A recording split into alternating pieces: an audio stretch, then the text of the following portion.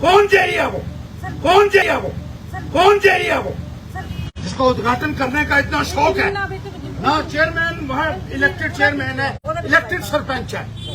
कहते हैं घर घर में नल लगा दिए हैं। वो नल कहाँ है? वो चश्मा भी हमें दीजिए जिससे वो घर घर में जो नल लगे हुए हैं वो हमें भी दिखें और उन लोगों को भी दिखें जिनके लिए आपने लगाए हुए हैं। माताएं हैं वो 8-8 किलोमीटर पैदल चलकर जाती हैं, सर के ऊपर बड़ा बड़ा बर्तन लेकर, उनके सिर के बाल भी उतर गए हैं, लेकिन अभी तक इनकी आंखें नहीं खुली हैं। जो सरकार 24 घंटे बिजली देने की बात करती थी वो सरकार पूरे तरीके से फेल हो चुकी है। और लोग कहते हैं कि रातों को नींद नहीं आती है क्योंकि बिजली सारी रात नहीं आती है। दिन को बिजली नहीं, रात को बिजली नहीं। सत्य कहेंगे, सत्य लिखेंगे, सत्य चलेंगे। एक बार फिर पूर्व शिक्षा मंत्री हर्षदेव सिंह दिखे गुस्से में, और यह गुस्सा है जनता के लिए, जनता के साथ हो रहे अन्याय के लिए, बिजली पानी की समस्या के लिए। दैनिक सवेरा समाचार में आप सभी का स्वागत है। मैं हूं अरुण शर्मा। आज दिन की बात करें तो पूर्व शिक्षा मंत्री हर्षदेव सिंह द्वारा एक विरोध प्रदर्शन जताया गया। बात करूं तो पहले पीएचई कार्यालय, जी हां, जल शक्ति विभाग कार्यालय के बाहर इन्होंने प्रोटेस्ट किया, धरना दिया। और कारण क्या था कि लोगों को सही ढंग से जो पानी जो है वो नहीं मिल रहा है। लोग बिल दे रहे हैं लेकिन जल नहीं आ रहा। जो वादे थे हर घर में नल और उस नल से निकलेगा जल, और अब लोगों को जल नहीं मिल रहा, इसलिए हर्षदेव सिंह भी अब सड़कों पे उतरे हैं। और उसी के साथ बिजली कटौती, जी हाँ, अघोषित बिजली कटौती जो है वो दिनों दिन बढ़ती जा रही है और हर कोई इसका विरोध कर रहा है, लेकिन कोई भी जनता की सुनने को तैयार नहीं। आज हर्षदेव सिंह ने भी इसी को लेकर प्रदर्शन किया, बिजली और पानी को लेकर। काफ़ी गुस्सा था उनके अंदर। तो आइए देखते हैं ये पूरी रिपोर्ट और क्या कहते हैं पूर्व शिक्षा मंत्री और पैंथर्स नेता हर्षदेव सिंह।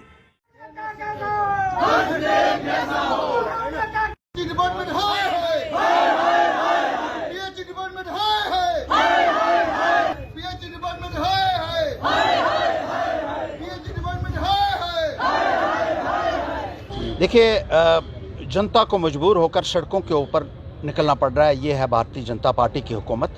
यहाँ पीने के पानी के लिए लोगों को इस कड़कती हुई धूप में बाहर निकलना पड़ रहा है।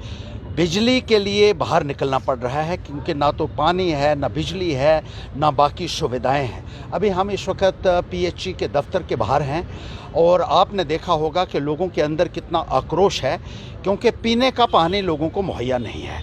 मोदी जी बड़े बड़े नारे दे रहे हैं दिल्ली से। अमित शाह जी कल आए थे, कहते हैं घर घर में नल लगा दिए हैं। वो नल कहाँ है? वो चश्मा भी हमें दीजिए जिससे वो घर घर में जो नल लगे हुए हैं वो हमें भी दिखें और उन लोगों को भी दिखें जिनके लिए आपने लगाए हुए हैं। हकीकत ये है कि पीने का पानी लोगों को कहीं मुहैया नहीं है, चाहे कस्बे हों चाहे गांव हों। और गांव में तो इतनी बुरी हालत है कि हमारी जो महिलाएं हैं, बहनें हैं, माताएं हैं, वो 8-8 किलोमीटर पैदल चलकर जाती हैं, सर के ऊपर बड़ा बड़ा बर्तन लेकर, उनके सिर के बाल भी उतर गए हैं, लेकिन अभी तक इनकी आंखें नहीं खुली हैं। और पीने का पानी जो सरकार मुहैया न कर सके उसको सत्ता में बने रहने का कोई अधिकार नहीं है। मैं ये कहना चाहता हूँ, ना केवल पानी की समस्या है बल्कि बिजली की इतनी समस्या है कि बिजली का कट जो है वो आज तक इतना नहीं देखा किसी भी हुकूमत में जितना कट इस सरकार में देखने को मिल रहा है। जो सरकार 24 घंटे बिजली देने की बात करती थी वो सरकार पूरे तरीके से फेल हो चुकी है। और लोग कहते हैं कि रातों को नींद नहीं आती है क्योंकि बिजली सारी रात नहीं आती है। दिन को बिजली नहीं, रात को बिजली नहीं, और 24 घंटे बिजली देने के नारे ये सरकार देती रही है।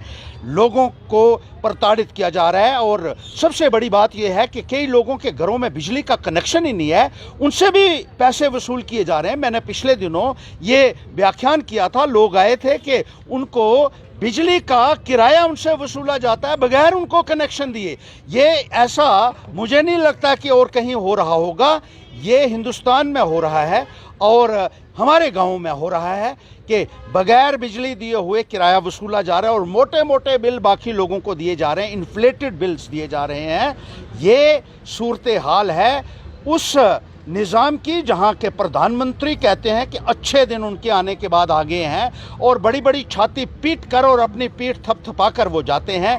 कल लोग जो है अमित शाह जी की रैली में बुलाए गए थे और वहां भी लोगों को ये उम्मीद थी कि कुछ ना कुछ उनके बारे में कहा जाएगा, कोई बिजली की समस्या के बारे में, कोई पानी की समस्या के बारे में, लेकिन एक भी लफ्ज़ उनके मुंह से नहीं निकला कि पानी की कितनी समस्या है, बिजली की कितनी समस्या है। लोगों के बीपीएल कार्ड दिए गए हैं। अगर आप गाँव में चले जाइए, जो गरीब लोग हैं, जो एलिजिबल लोग हैं, वो किस तरीके से अपना गुजारा करेंगे, मैं इस हुकूमत से पूछना चाहता हूँ। और पेंशनें बुजुर्गों की आप लोगों ने बंद कर दी, सरकार ने। लानत भेजता हूँ मैं ऐसे निज़ाम के ऊपर जहां बुजुर्गों की पेंशनें आपने बंद कर दी, बेवाओं की पेंशनें बंद कर दी और बेवाओं को यह कहा जाता है कि सर्टिफिकेट लाइए पहले कि आपने शादी तो नहीं कर दी है। ये एक भद्दा मजाक है जो महिलाओं के साथ किया जा रहा है। ये एक बहुत बड़ी ह्यूमिलिएशन है जिसके लिए इन अधिकारियों को जवाब देना होगा। और पीएमजीएसवाई के इसी तरीके से बहुत सारे मुद्दे हैं। अभी हम जा रहे हैं, डिप्टी कमिश्नर महोदय को मेमोरेंडम देंगे कि पीएमजीएसवाई की सड़कें हैं, ज़मीनों का लोगों को कोई मुआवजा नहीं दिया गया। जो स्ट्रक्चर्स, जो मकान आए थे ज़मीनों के, उन ज़मीनों के ऊपर उनके मुआवजे अभी तक लोगों को नहीं मिले हैं और बहुत सारे लोगों को डरा धमका कर उनकी ज़मीनें और उनके मकान उनसे छीन लिए गए, जो हम कतई बर्दाश्त करने के लिए तैयार नहीं है। डंके की चोट पे कहते हैं कि सरकार का मुकाबला करेंगे, डट कर मुकाबला करेंगे और इन अधिकारियों को जवाबदेह बनाएंगे। गरीबों के साथ जुल्म किसी कीमत पर नहीं होने देंगे। उधमपुर शहर की ये हालत है कि जगह जगह गंदगी के ढेर लगे हुए हैं। सीवरेज और ड्रेनेज का पैसा कहाँ गया, मैं पूछना चाहता हूँ उनसे। 180 या 190 करोड़ रुपया आपने लाया, कहीं नहीं दिखता है कस्बे के अंदर की कहीं लगा हो पैसा, उल्टा आपने बर्बाद कर दी। जो गलियां और नालियां पहले थी उनको भी बर्बाद कर दिया है और कस्बे की हालत जो है इतनी दयनीय है, इतनी बदतर हालत कर दी गई है। भ्रष्टाचार का बोलबाला है और कोई सुध यहाँ लेने वाला नहीं है। इस सरकार को हम जवाबदेह बनाएंगे और इस प्रशासन को जवाबदेह बनाएंगे और गरीबों के साथ जुल्म किसी कीमत पर बर्दाश्त नहीं करेंगे। ये मैं यहाँ से एक चेतावनी देना चाहता हूँ इन अधिकारियों को, इस सरकार को।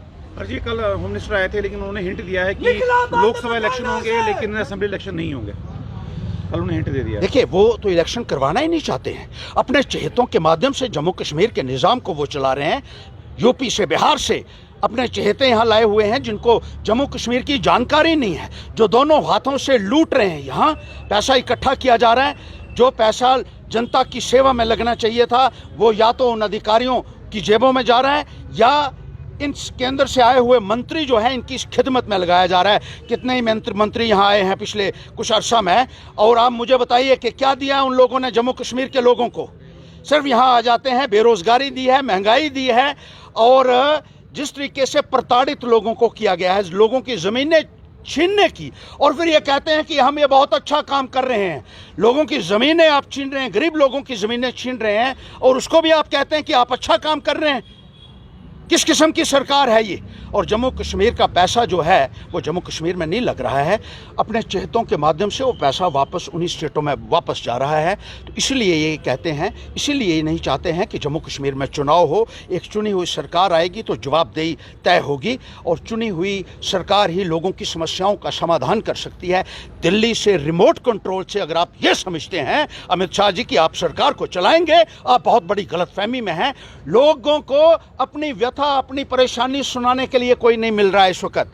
जो बाहर से आपने बाबू लोग भेजे हैं उनके पेट बड़े बड़े हो चुके हैं। एसी के कमरे में बैठकर वो वहाँ से हुकूमत चलाते हैं, लोगों के साथ उनका कोई राब्ता नहीं है और त्राहिमाम हो रहा है। गांव गांव में त्राहिमाम हो रहा है और गांव के लोगों की सुध लेने वाला आज कोई नहीं है। भारतीय जनता पार्टी सिर्फ जात और मजहब की राजनीति करके लोगों को जो है वो उनसे वोट वसूलने की राजनीति करती है। लोगों के मुतालबों के साथ उनको कोई लेना देना नहीं है। इसलिए वो नहीं चाहते हैं कि यहाँ जनप्रतिनिधि बने और लोगों की आवाज़ बुलंद हो।